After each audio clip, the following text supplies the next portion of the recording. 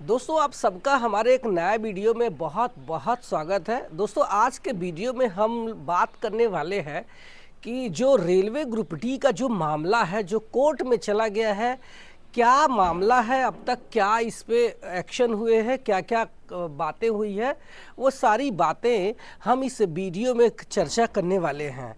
तो आपको बता दूं कि रेलवे ग्रुप डी का लेकर के रेलवे ने 10 सन 2019 में एक नोटिस जारी किया था कि 15 जून के बाद यानी 15 जून 2019 के बाद रेलवे ग्रुप डी में जो भी भर्ती निकलेगी और उस पे आईटीआई जो स्टूडेंट है वो लोग एलिजिबल रहेंगे वहाँ पे टेक्निकल पोस्ट पर, और जो नॉन टेक्निकल पोस्ट है उस पे 10th वाले एलिजिबल रहेंगे, ऐसा नोटिस दिया था।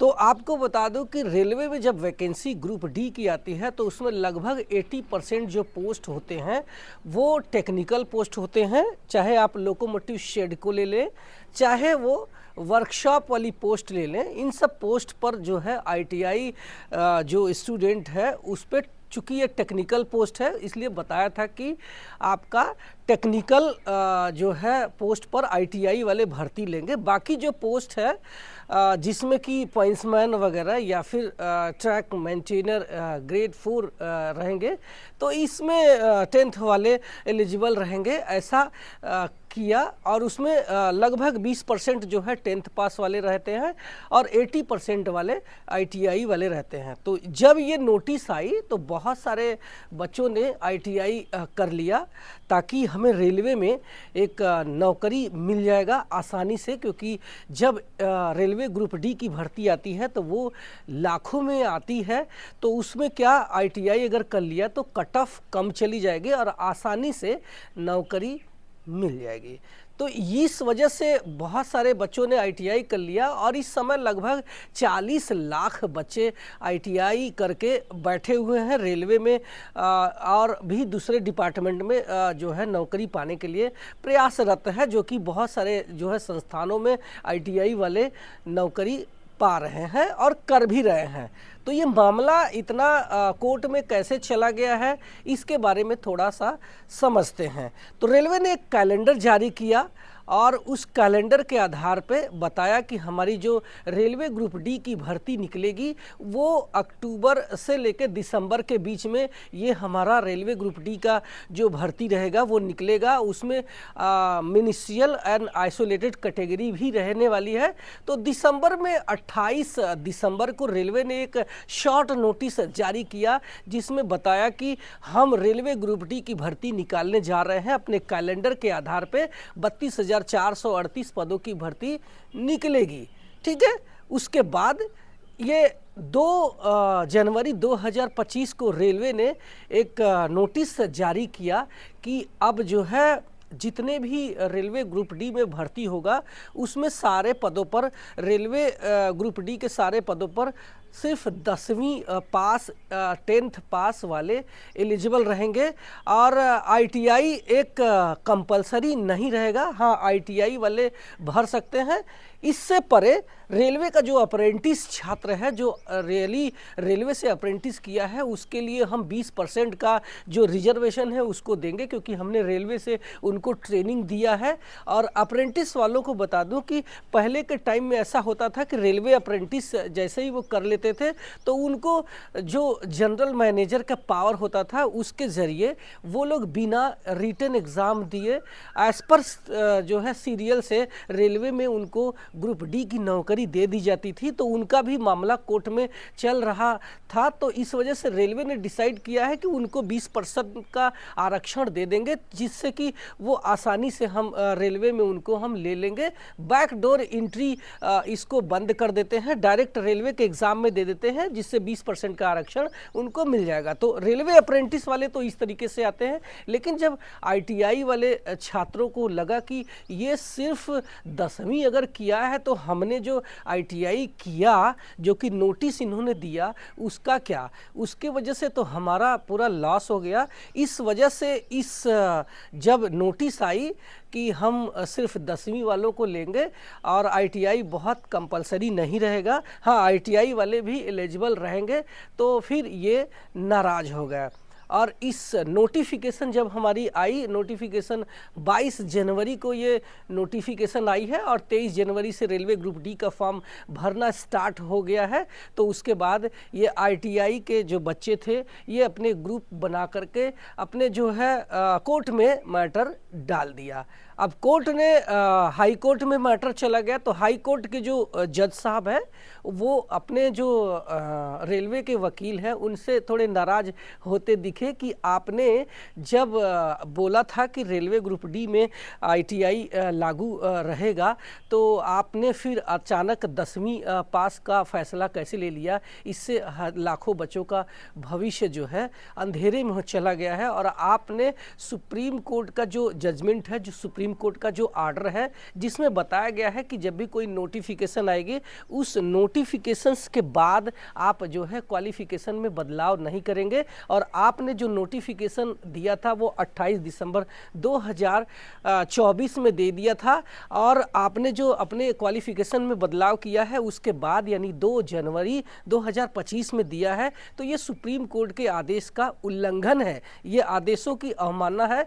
तो इस पर हमारे जो रेलवे के वकील ने इस पे बहस किया कि नहीं सर, वो एक शॉर्ट नोटिस था, हमारा जो असली नोटिफिकेशन था वो था 22 जनवरी 2025 जो कि 2 जनवरी 2025 के बाद था। ये क्वालिफिकेशंस का बदलाव हमने पहले ही कर दिया है। तो हमारे जो है रेलवे के नियमों में कोई भी उसमें हमने कोई छेड़छाड़ नहीं किया है, बिल्कुल सब कुछ स्मूथ चल रहा था।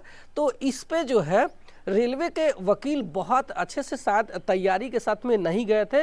तो उन्होंने एक टाइम मांगा है कि हमें जो है फिर से एक बार हियरिंग का टाइम दो, एक बार हमें अपनी बात रखने का मौका दो, जिसके वजह से मैं अपना सारी पक्ष रख सकूं कि मैंने जो है अपने क्वालिफिकेशन में बदलाव कैसे किया है। इसके डेट जो है होली के बाद दिया है, वो है 28 मार्च को भी हो सकता है या फिर 21 मार्च को। तो इसमें क्या फैसला आता है ये माननीय जो हमारा हाई कोर्ट है, उच्च न्यायालय है, उस पर हम लोग छोड़ देते हैं, उस पर टिप्पणी करने का कोई अधिकार नहीं है। हाँ, आप कमेंट सेक्शन में बता सकते हैं कि क्या सही है क्या गलत है। आप जो है पूरे मतलब आपको पूरा हक है कि अपनी बात रखने का। अब बात करते हैं कि इसमें क्या होना चाहिए। तो आपको बता दूं कि जैसे आप बहुत सारे बच्चे जो इस वीडियो को देख रहे हैं वो आईटीआई वाले भी हो सकते हैं, लेकिन आप उनका सोचो जो बच्चे सिर्फ 10वीं पास है और कहीं भी फॉर्म भरने लायक नहीं है। जब हम रेलवे की वैकेंसी पर नज़र डालते हैं तो रेलवे में 4 कर्मचारियों का वर्गीकरण 4 टाइप से होता है, वो है ए और बी और सी और डी। जहां पर ए और बी ऑफिसर्स ग्रुप है जिनकी भर्ती, अगर हम ए ग्रुप के कर्मचारियों की बात करें तो यूनियन पब्लिक सर्विस कमीशन से आते हैं, जिनकी भर्ती डीएम और एसपी से होता है। तो अगर उनमें रैंक कम रहा तो हमारे रेलवे के बड़े अधिकारी बन जाते हैं। वहीं जब हम railway group D railway group B की भर्ती की बात करें तो ये हमारे रेलवे ग्रुप सी के जो ही कर्मचारी है ये प्रमोशन से पा करके ग्रुप बी ऑफिसर्स बनते हैं। तो ये दोनों रेलवे ग्रुप बी ऑफिसर्स है। अब हम बात करते हैं कि कर्मचारियों की, तो आप बता दो कि रेलवे ग्रुप सी का जो कर्मचारी है उसमें एनटीपीसी और एएलपी टेक्नीशियन, आरपीएफ या फिर आपका जेई या फिर मिनिस्ट्रियल आइसोलेटेड कैटेगरी या फिर हॉस्पिटल के स्टाफ, ये सारे स्टाफ ग्रुप सी स्टाफ आते हैं। तो उसमें भी आप देखेंगे तो एएलपी का डिप्लोमा डिग्री या फिर आईटीआई या फिर टेक्नीशियंस का देखेंगे तो उसमें भी आईटीआई, या फिर आप एनटीपीसी में देखेंगे तो उसमें भी ग्रेजुएशन 12th पास, या फिर मिनिस्ट्रियल आइसोलेटेड कैटेगरी में बहुत सारे टीचर्स और बहुत सारे जो है आपका स्टोनोग्राफर या फिर हॉस्पिटल के जो पोस्ट है उसमें भी सब कोई न कोई डिप्लोमा या फिर कोई मेडिकल कोर्स वाले लागू रहते हैं। लेकिन उन बच्चों का क्या जो 10th टेंथ पास हैं, जो कि मिनिमम क्वालिफिकेशंस मानी जाती है। उसके नीचे तो सिर्फ साक्षर माना जाता है। 10वीं यानी टेंथ पास जब आप कर लेते हैं तब से माना जाता है कि ये बच्चा हाँ ठीक ठाक पढ़ा लिखा है। और रेलवे ग्रुप डी में मिनिमम क्वालिफिकेशन सिर्फ 10वीं इसीलिए रखा गया है ताकि एक पढ़ा लिखा बच्चा हमारे रेलवे में आ जाएगा और उनके साथ में भी अन्याय नहीं होगा, वो भी रेलवे में आ जाएंगे। और रेलवे में जो भर्ती होती है हेल्पर की, यानी टेक्नीशियंस तो नहीं है ये लोग, रेलवे ग्रुप डी के लेवल 1 के कर्मचारी है, हेल्पर है। इनको कोई टेक्निकल काम करना नहीं होता है और इनको सिर्फ टेक्नीशियंस की हेल्प करना होता है, ये सामान ले आना, वो सीढ़ी ले आना। तो उसमें ITI की ज़रूरत नहीं है, उसमें सिर्फ 10वीं भी रहा तो हेल्पर का काम चल जाएगा और उनको भी हम ले लेंगे। और ITI वालों के लिए तो ऑलरेडी ALP या फिर टेक्नीशियंस वगैरह के पोस्ट तो है। और ये रेलवे अपने से कोई फैसला नहीं लेती है। आपको बता दूं कि ये फैसला लेने से पहले रेलवे ने जो कोचिंग संचालक हैं, जो पटना या फिर बिहार में या फिर अलग अलग कोचिंग संचालक है, इनसे बात करके रेलवे के बोर्ड के अधिकारियों ने जो राय मशवरा लिया कि क्या होना चाहिए, इस तरीके से कैलेंडर जारी होना चाहिए, इस तरीके से हर साल थोड़ी थोड़ी वैकेंसी आनी चाहिए, इस तरीके से इन टेक्निकल या नॉन टेक्निकल पोस्ट है जो रेलवे ग्रुप डी में हेल्पर के पोस्ट है, इनमें ITI ज़रूरी नहीं है। बहुत सारी चीज़ें करके रेलवे ने कोई फैसला लिया है। और आपको बता दूं कि रेलवे जब भी कोई नोटिफिकेशन निकालती है तो वो पूरी तरीके से उस पर अडिग रहती है, उस पर कुछ ऐसा मतलब उनको पता रहता है कि जो लोग है ये कोर्ट में मैटर लेके जाते रहेंगे तो इस तरीके से तो भर्ती पर हमेशा रोक ही लग जाएगा। तो इस भर्ती पर जो स्टे लगने की बात है तो इसमें कोई स्टे लगने की कोई संभावना नहीं है। रेलवे को पूरा अधिकार है, ये भर्ती रद्द कर देगी। जाओ हम ये भर्ती ही रद्द कर देते हैं। अब जो भर्ती भरा गया है उस पर सिर्फ हम नए सिरे से नया नोटिफिकेशन निकाल देंगे और क्वालिफिकेशन हमारी वही रहेगी, क्योंकि रेलवे पूरी तरीके से 10th के बच्चों के साथ में पूरी तरीके से एलिजिबल जो है करके रखी है, पूरा तैयार है। तो इसी वजह से रेलवे नहीं चाहेगी कि ये वैकेंसी रद्द हो, कोई स्टे लाए।